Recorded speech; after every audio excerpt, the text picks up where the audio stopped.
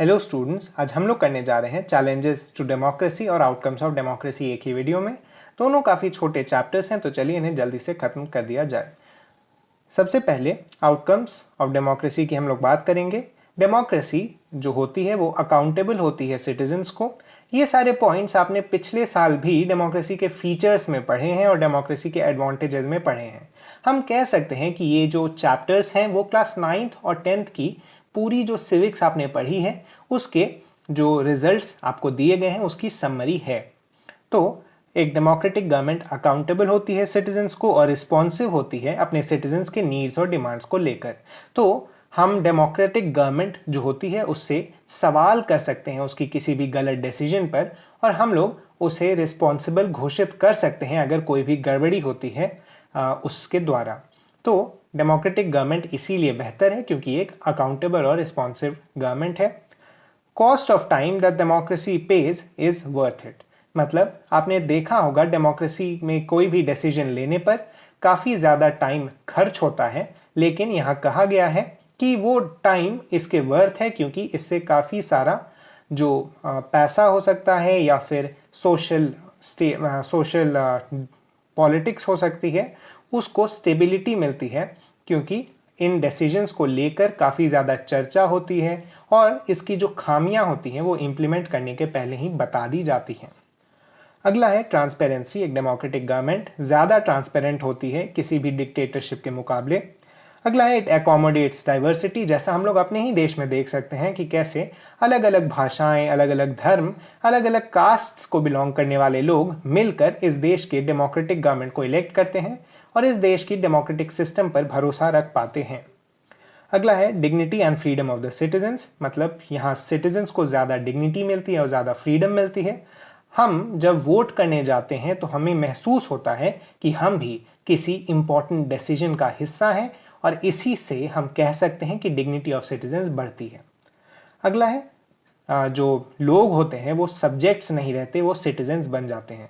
आपने जब हिस्ट्री पढ़ी होगी तो आपने देखा होगा वहाँ पर कभी भी लोगों को सिटीजन बोलकर एड्रेस नहीं किया जाता, वहाँ पर किंग एंड हिज सब्जेक्ट्स बोलकर एड्रेस किया जाता है। मतलब जब राजा होते थे तो उनकी प्रजा होती थी, वहाँ राजा का काम अलग होता था, उनके जो रूलर होते थे वो मतलब जनरेशन दर जनरेशन एक ही डायनेस्टी रूल करती थी लोगों पर और प्रजा के पास कोई हक नहीं था राजा के खिलाफ बोल पाने का। लेकिन डेमोक्रेसी प्रजातंत्र है, मतलब यहाँ लोगों को ही राइट है अपने रूलर्स चुनने का और लोग असल रूलर्स हैं, न कि कोई डायनेस्टी या कोई राजा के वंशज। इसके बाद है most democracies fall short of elections that provide a fair chance to everyone and in subjecting every decision to public debate. यहाँ पर कुछ खामियां भी बताई गई हैं डेमोक्रेसी की, जैसे कि डेमोक्रेटिक इलेक्शंस जो होते हैं वो कोई असली अपॉर्चुनिटी और चॉइस नहीं दे पाते हैं लोगों को। तो fair chance to everyone and in subjecting every decision to public debate. जैसा हम लोग देख सकते हैं कि कई बार क्या होता है कि हम गवर्नमेंट जो इलेक्ट करते हैं वो ऐसे डिसीजंस ले लेती है जो कि लोगों को पसंद नहीं आते। गवर्नमेंट ये दलील देती है कि वो डेमोक्रेटिकली इलेक्टेड है, इसीलिए उसके जो भी फैसले हैं वो सही हैं, वो लोगों के द्वारा सहमत हैं। लेकिन कई बार क्या होता है कि ऐसे डिसीजंस काफ़ी खराब भी साबित हो सकते हैं और हो सकता है कि उस पर्टिकुलर डिसीजन को लोग सपोर्ट नहीं करते हों। ये एक खामी है डेमोक्रेसी की। अगला हम लोग देखते हैं don't share information with citizens. तो कई बार हम अपने ही देश की एग्जांपल ले सकते हैं कि कई बार ये देखा गया है कि जो RTIs किए जाते हैं, राइट टू इंफॉर्मेशन के तहत जो जानकारी मांगी जाती है गवर्नमेंट उसे प्रोवाइड नहीं कर पाती है सिटीजन्स को।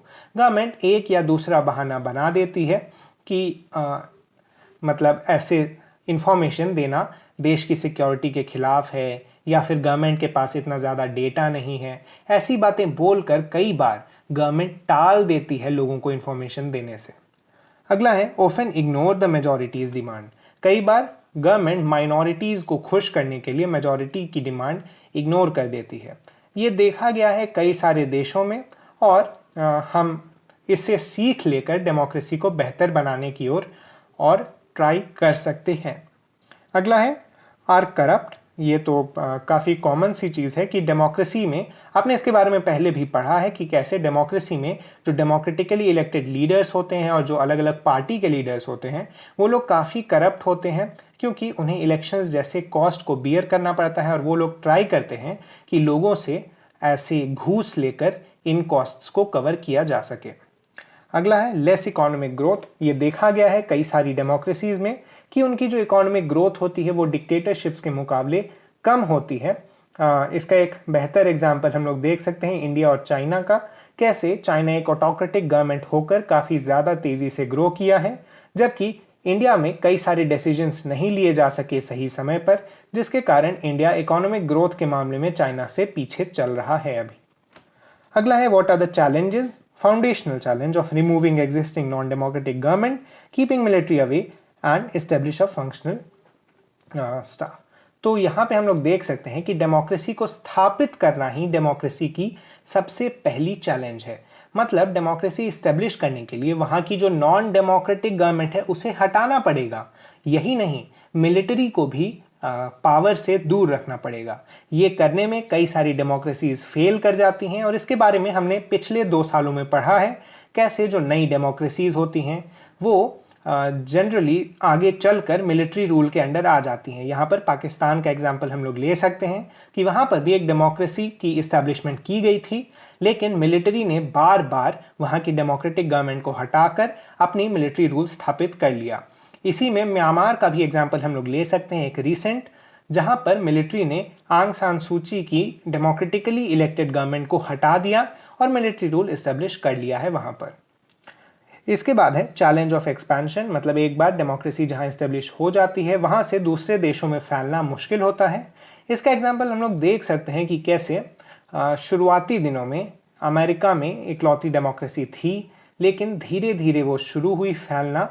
बीच में जो एक दौर आया था कम्युनिस्ट और सोशलिस्ट डिक्टेटरशिप्स का, उसके अंडर डेमोक्रेसी की एक्सपेंशन नहीं हुई थी, लेकिन उसके बाद फिर एक्सपेंशन हुआ है धीरे धीरे, वो भी काफ़ी बेहतर ढंग से नहीं हुआ है। इसके लिए मैं आपको रिकमेंड करूँगा क्लास 9th की जो पहला चैप्टर था, आपको याद होगा डेमोक्रेसी के बारे में, democracy in the contemporary world करके, आप उसे भी एक बार रीडिंग दे लें। वहाँ पर डेमोक्रेसी के एक्सपेंशन के बारे में कई सारी चीज़ें बताई गई थी, आप उन्हें पढ़कर एक बेटर अंडरस्टैंडिंग ले सकते हैं। इसके बाद है deepening of democracy to bring down the control of the rich. तो कई बार क्या देखा जाता है कि डेमोक्रेसी इस्टेब्लिश तो हो जाती है, लेकिन रिच पीपल का कंट्रोल रहता है उस गवर्नमेंट के ऊपर। तो एक चैलेंज ये भी है कि कैसे रिच लोगों से पावर लेकर जो पुअर मास है उस देश का, उन्हें दिया जा सके ये पावर। ये डेमोक्रेसी की तीसरी बड़ी चैलेंज है जिसे ओवरकम करना पड़ता है किसी भी डेमोक्रेटिक गवर्नमेंट को, ताकि उस देश में डेमोक्रेसी की जो जड़ें हैं, जो रूट्स हैं, वो ज़्यादा डीप हो सकें। इसी के साथ ये चैप्टर खत्म हुआ। Thank you.